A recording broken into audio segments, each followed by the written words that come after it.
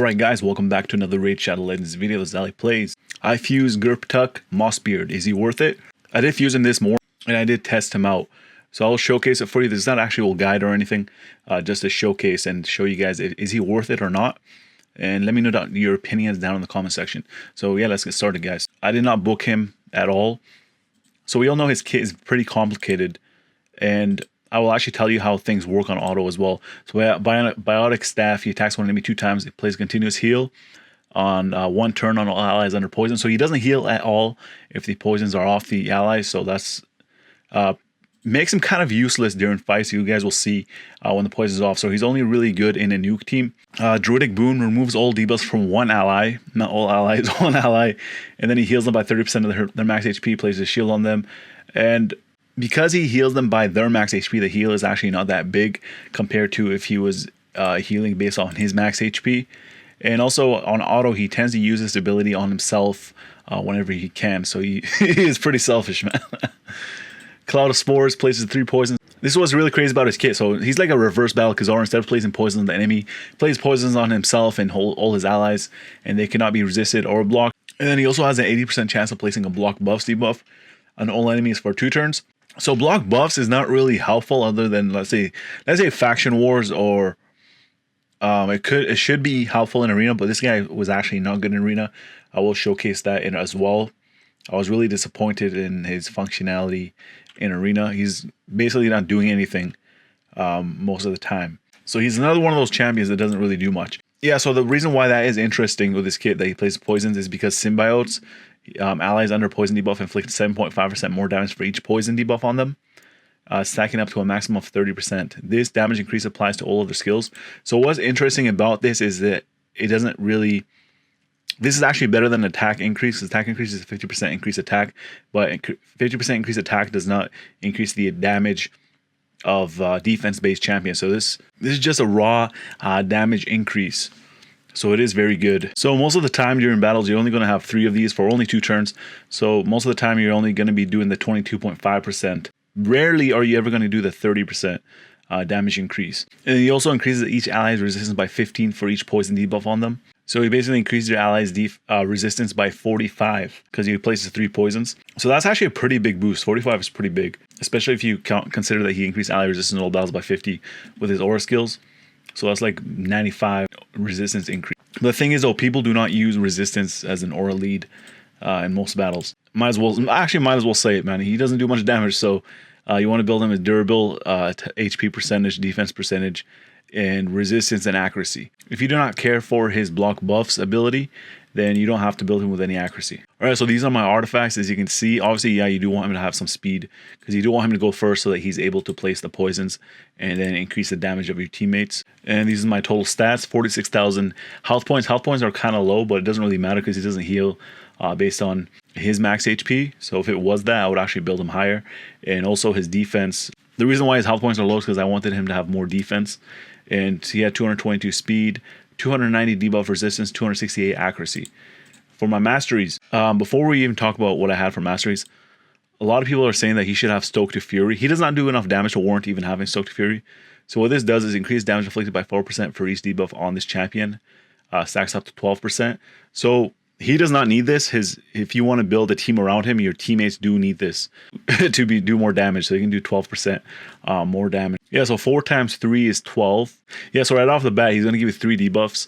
So you're automatically going to have 12% more damage. And if you add his 22.5, let's see the calculator, he's going to be boosting your team 34.5% more damage. So that is actually pretty good. That's a good option to do if you want to do that. So I'm running him with defensive route. So I'm going all the way down here. I want to get increased ally resist by 5 for each buff placed on them by this champion. He does have continuous heal and he does provide them with a shield, but that's about it. And I did get stubbornness, increased resistance by 10 for each debuff on this champion. So he does place 3 debuff for himself, so that automatically gives him 30 more resistance.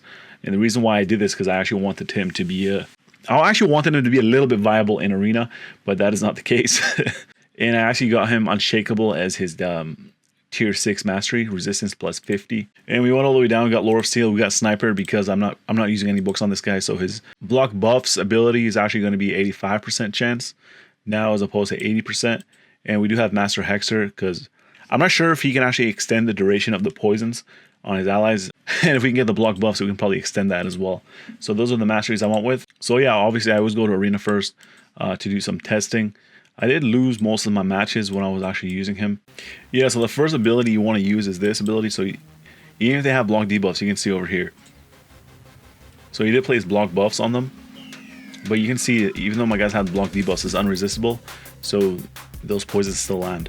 Alright, so now we're going to be doing more damage. Let's see how much damage Rotos can do. He has increased attack, plus he has the poisons. So he's going to be hitting really hard. I hope so. 132,000 damage. I normally do around 100k. So that is actually pretty good in terms of damage. But the thing is, though, you have a handicap in this slot. And you're better off having a real champion that can actually do some work, right? Alright, and now, if I throw this on auto, he's probably going to cleanse himself. Oh, he actually cleansed somebody else. Most of the time where I did it, he was cleansing himself. So yeah, let's keep this on auto and let's see how his AI works.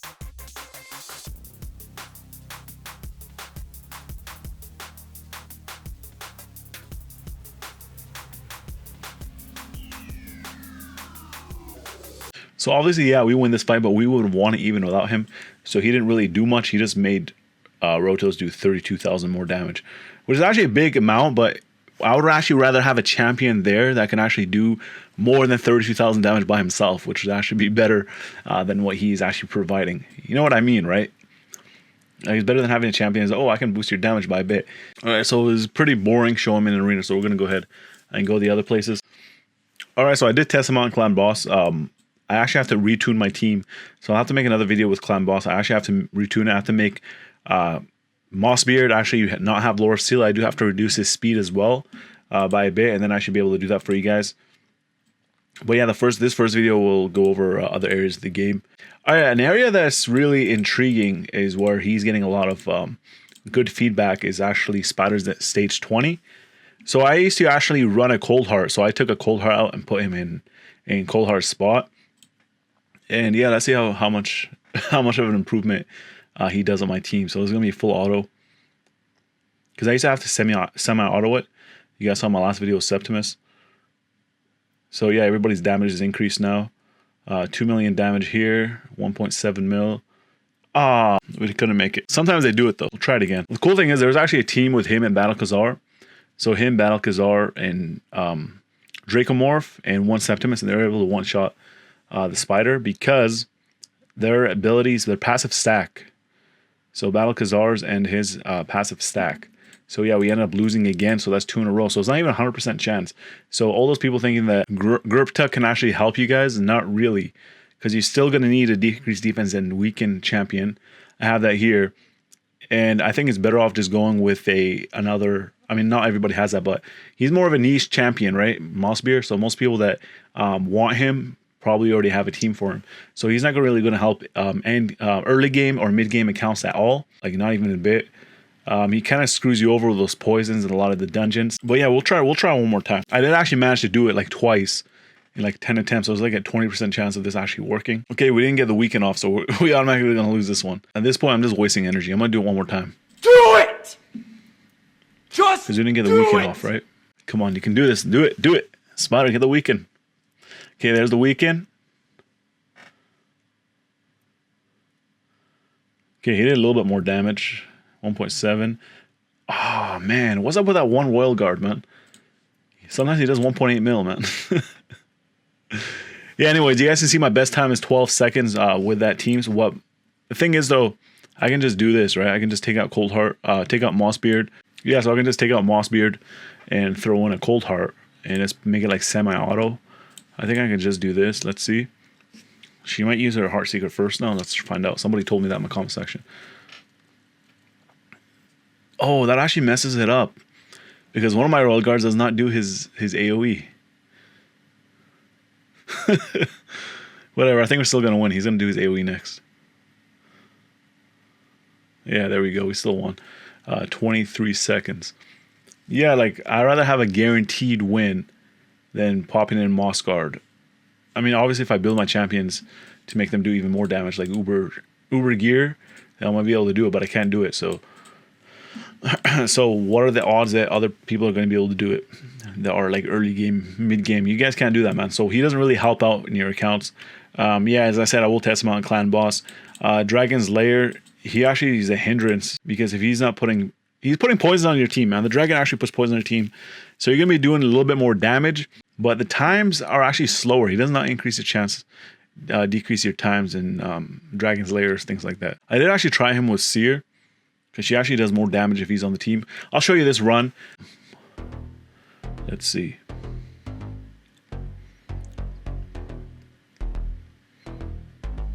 So she's going to do like 300,000 damage. Almost 300,000 damage there. That's because of the Mashald and Duchess buffs. And yeah, after the first wave, he's not doing anything. Unless he like decreases cooldowns with like a Painkeeper or Renegade or something like that.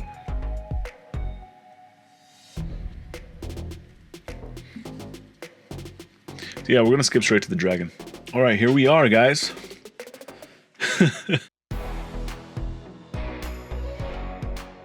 The reason why I brought my Shald here is because he doesn't provide that increased crit damage.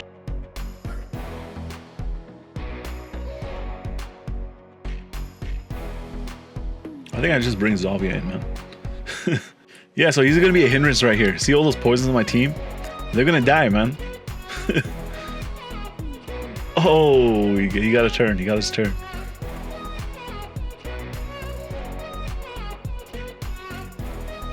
Yeah, like normally I would have beaten the dragon by now. So he doesn't really help my team much. I will actually try to use my original team with him in it. Right after this. Alright, let's see this team.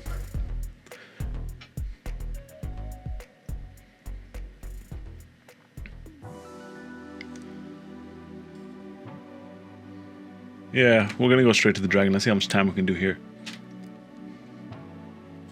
Alright, so 1 minute and 15 seconds to reach the dragon.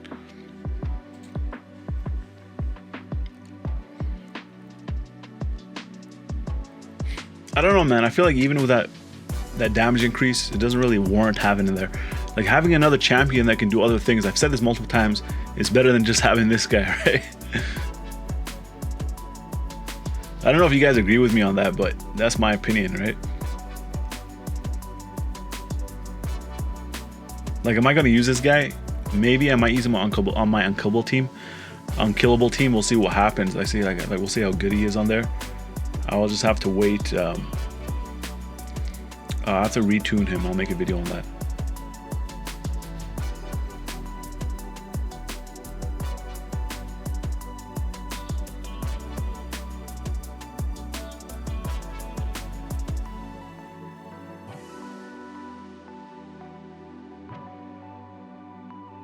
Alright, so 229. Not much to say, man. I do want to do one last thing, is go into Ice Golem's Peak. And we're going to go straight to the end. Alright. Kind of missed a bit from the first part, but yeah, we're here. My Rotos normally does like 200,000 damage against the Ice Golem, so he's most likely he's gonna be doing more damage than that.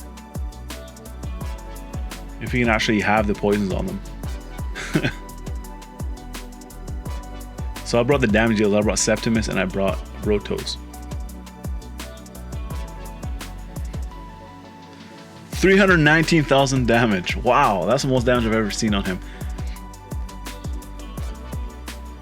Like, I'm pretty sure you can build a team where you use Gurptuk if you have like super endgame gear and you can actually one-shot the Ice Golem.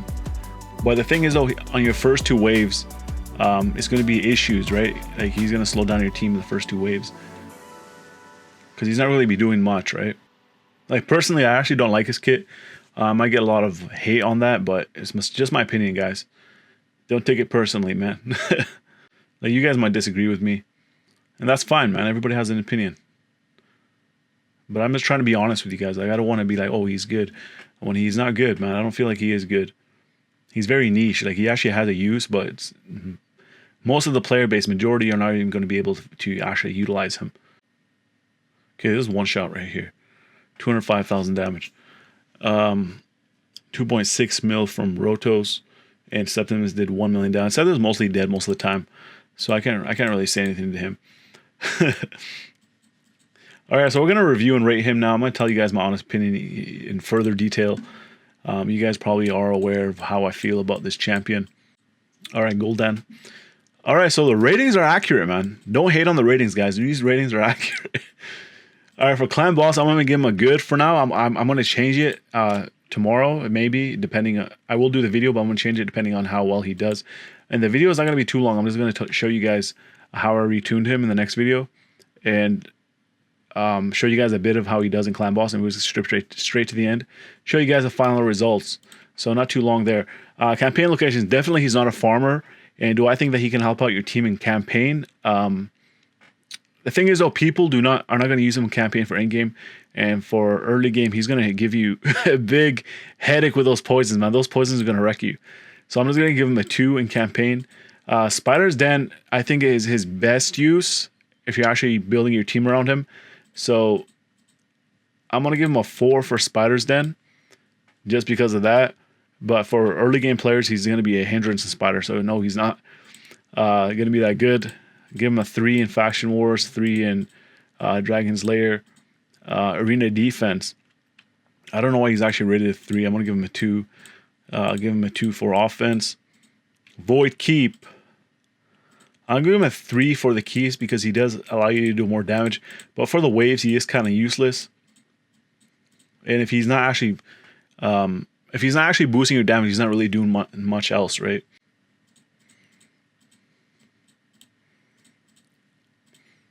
Yeah, so he's going to be 3 all around. He's very niche champion. Now, I'm not saying he has no use, but there are obviously people that can use him. Most of the player base are not going to be able to utilize him. Speed and life is what they recommend. Yeah, I say that's fair. All right, guys, honestly, my honest opinion, hopefully you guys don't get upset about it, but I have to tell you guys the truth, right? Sometimes I tell you champion's good. Sometimes I tell you champion's not good.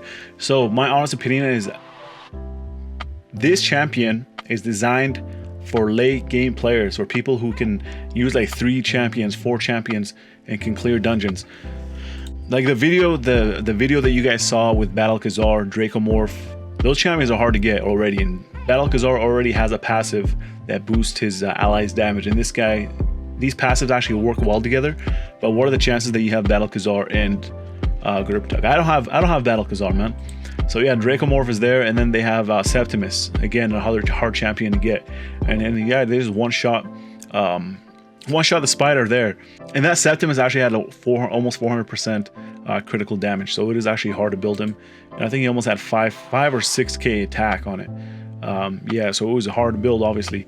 So yeah, for early mid game, if you have every single champion that's already on the fusion, like if you have Umbral Enchantress, you have Catacomb Counselor, Fang Cleric, and whatever Celestial, if you guys have those champions, I would actually get them just because, just get them for collection purposes and keep him near Vault until you are end game or able to utilize him, or in case he gets like a buff or a rework from Plarium. And for late game players, you guys are going to do whatever you want, man. Go ahead and get him, man. Play around with him, man.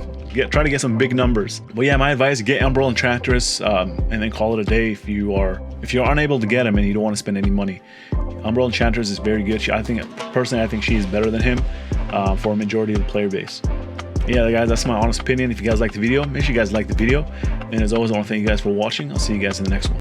I'm Tyrone. I need everybody to subscribe to the homie Ali Al Plays. And that's non-negotiable either.